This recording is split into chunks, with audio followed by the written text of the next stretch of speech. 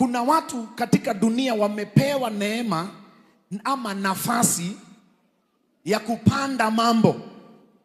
Wanagaramika sana na wanapanda mambo, lakini hawajajaliwa ruhusa ya kupita hapo.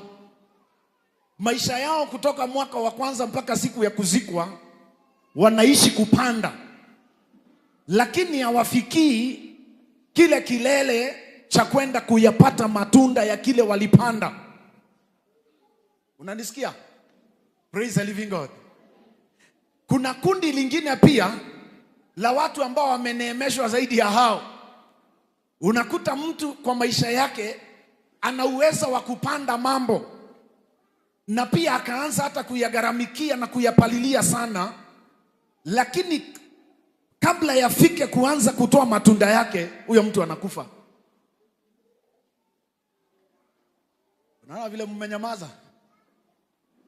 Kuna mtu naye atangangana na mambo, apate neema kubwa sana ya kuyaanzisha, ayapande yale mambo, ayagaramikie, ayalinde, afike kuyavuna, aone matunda ndiyo haya.